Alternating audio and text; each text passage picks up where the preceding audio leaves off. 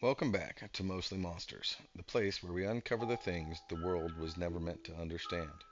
I am the researcher, and if you're new here, this channel is dedicated to diving deep into the most disturbing, mysterious, and fascinating anomalies ever recorded. From entities that defy reality to creatures that challenge everything we think we know about existence, we explore it all, piece by piece, file by file. I release new research several times a week, so if that sounds like something you're into, you're in the right place. And if you want to support the channel and represent your curiosity for the unknown, check out scpmerchstore.com for gear inspired by the anomalies we cover. There are things in this world you were never meant to know about. Creatures hidden behind layers of secrecy, locked away by an organization that officially does not exist. They call them anomalies, objects, entities, but the people who've seen them up close call them nightmares. Tonight, we're diving deep into the five most infamous SCPs ever discovered. Not just what they are, but what they mean, and by the end, you may wish you hadn't.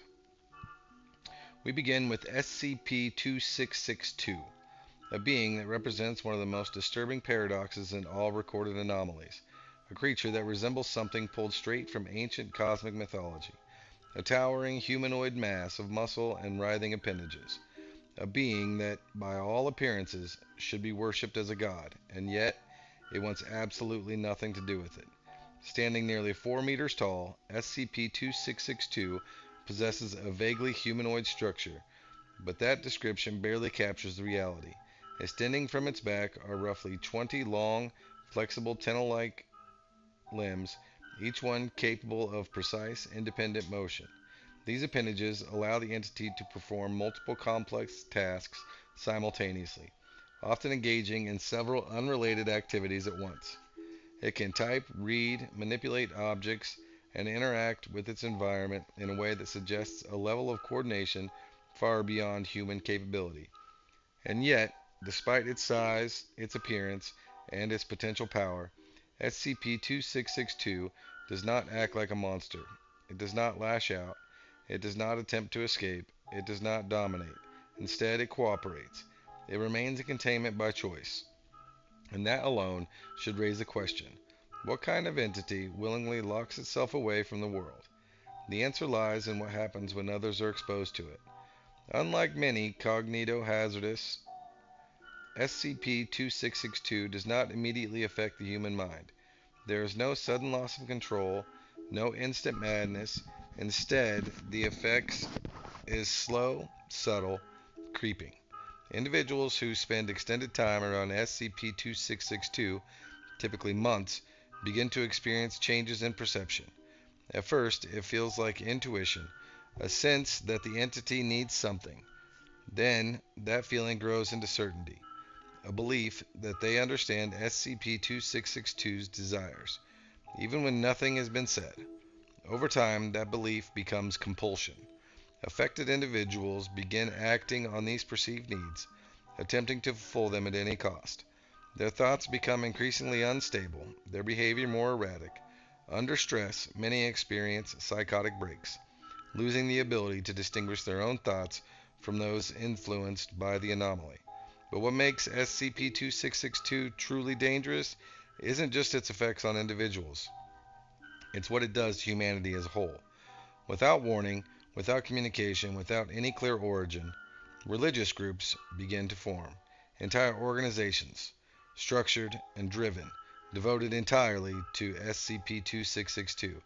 These are not random gatherings of unstable individuals. They are coordinated, strategic, intelligent. They plan operations, study security, learn from failure. All they share is one goal: reaching 2662. These cult attempts to breach containment facilities, some of the most secure locations on Earth.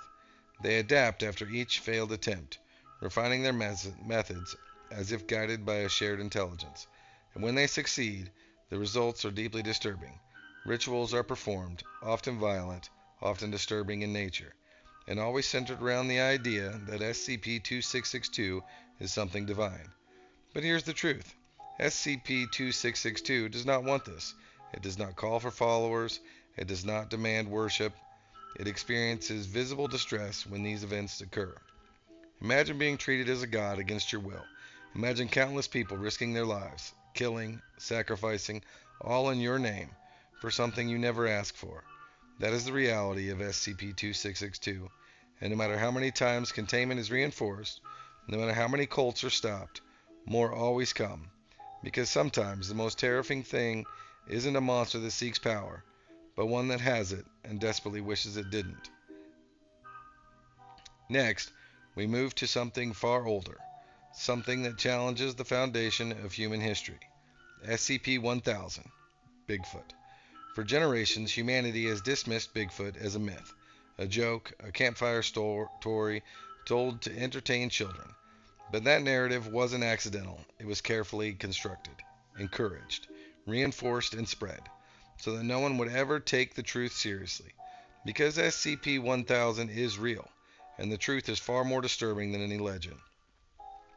At first glance, Bigfoot appears to be a large nocturnal primate, standing between 5 and 10 feet tall, covered in thick fur and possessing intelligence comparable to advanced apes. That's the version of reality the public is allowed to believe. But hidden beneath that narrative is something far more complex. SCP-1000 is not just another species. It is humanity's equal, or at least it once was. Long before recorded history, before civilizations, before agriculture, before anything we would recognize as modern society, SCP-1000 evolved alongside humanity. But where humans struggled to survive, SCP-1000 advanced. They developed tools, then technology, then something beyond technology, organic systems that functioned as machines, living structures, biological constructs engineered for specific purposes. Entire cities grown rather than built, transportation systems made from living organisms, weapons that blurred the line between biology and machinery. They didn't just survive, they dominated. At their peak, SCP-1000 civilizations spanned the planet. Humanity, by comparison, was insignificant, reduced to small, scattered populations, struggling to survive on the edges of the world that wasn't ours. But something changed, and that change led to one of the most catastrophic events in Earth's history. Using methods that remain unknown, humanity turned the tide. Whether through stolen technology, external influence, or something else entirely, we gained the ability to fight back. And when we did, we didn't just win, we annihilated them. In a single, devastating event, referred to as the Day of Flowers, an overwhelming portion of SCP-1000's population was wiped out. Their cities were destroyed, their technology erased, their civilization reduced to nothing. But we didn't stop there. We went further. Using their own tools, we stripped away their intelligence, reduced the survivors to something closer to animals, and then, to ensure the truth would never be known, we erased our own memory of it. Humanity forgot. We forgot the war, we forgot the enemy, we forgot that we were not always alone at the top of the food chain. But SCP-1000 didn't disappear. They survived, scattered across remote regions of the world, hiding, watching. And now, there are signs. Signs that they are changing, learning, remembering, and if they ever fully reclaim what they once were, we may not be ready for what comes next. Now, we turn to something far more immediate. SCP-682.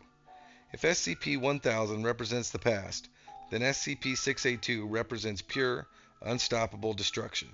This entity is not misunderstood. It is not neutral. It is not curious. It is hostile. Completely. SCP-682 is a massive reptilian creature of unknown origin. Its body is constantly changing, adapting, evolving, reshaping itself in response to damage.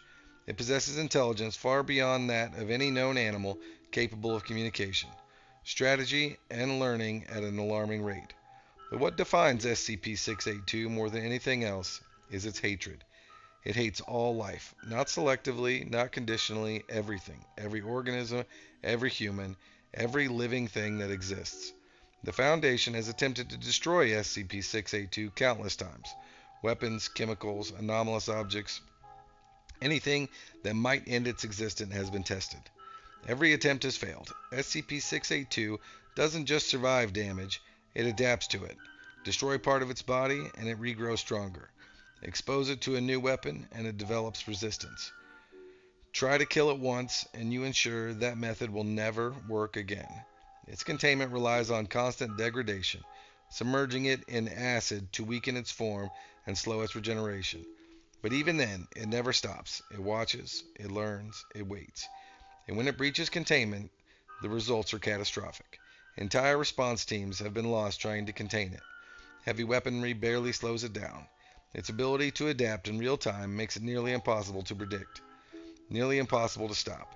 And perhaps most disturbing of all, it understands exactly what it's doing. It's not an animal acting on instinct. It's something that chooses destruction, that desires it. And the question remains, if something like SCP-682 can't be destroyed, what happens when containment fails for good?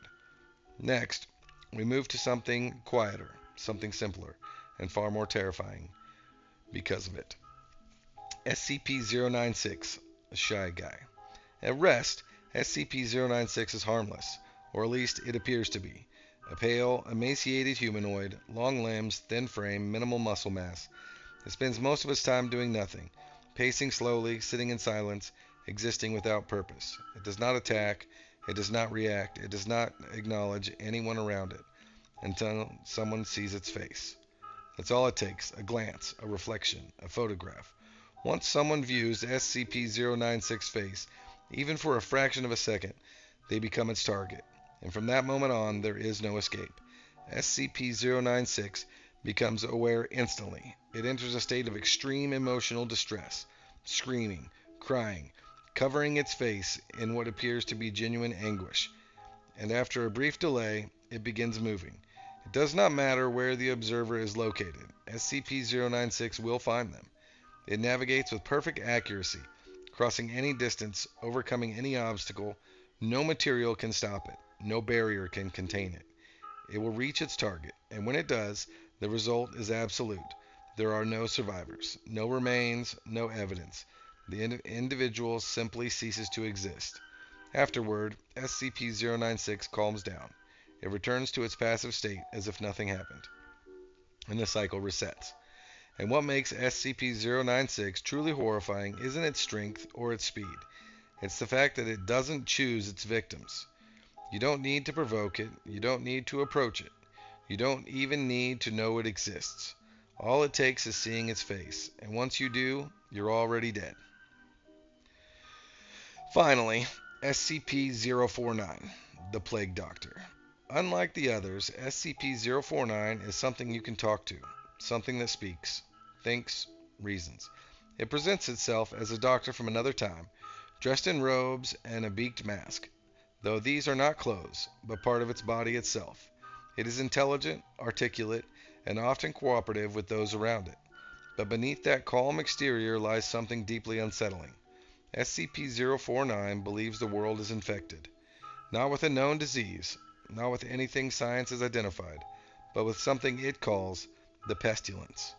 It cannot define it, it cannot explain it, but it knows it's there, and it is determined to cure it. When SCP-049 encounters someone it believes to be infected, it becomes aggressive. With a single touch, it can stop all biological functions instantly.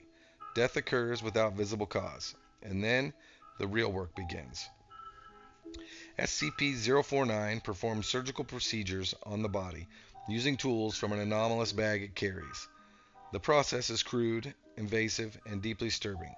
Sometimes it works. The subject rises again, but not as they were. They lose memory, personality, identity. They become something else, something broken, something hollow. And SCP-049 calls this a cure. What makes SCP-049 truly disturbing isn't just what it does, but why it does it. It believes it is helping. It shows regret, frustration, determination.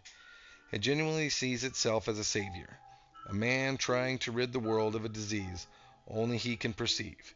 And that belief makes it unstoppable, because you can reason with a monster, you can fight a predator, but how do you stop something that truly believes it's saving you? These are just 5 of the countless anomalies hidden from the world. 5 reminders that reality is far more fragile than we believe. Some seek power, some seek destruction, Some believe they are helping, and some just want to be left alone. But as long as they exist, the Foundation continues its work: secure, contain, protect, and hope that nothing ever gets out. Before we close out today's research, I want to hear from you. There are thousands of SCPs out there, and some of the most interesting ones are the ones I haven't covered yet. Drop a comment and let me know which SCPs you want investigated next. Your suggestions help shape what we uncover together. And if you've enjoyed this deep dive, make sure to like and subscribe. It genuinely helps the channel grow and allows us to bring more great research, more stories, and more of the unknown into the world. Don't forget to check out scpmerchstore.com if you want to support the channel even further. I am the researcher, and this is Mostly Monsters. And until next time, stay curious, stay cautious, and remember, some things are contained for a reason.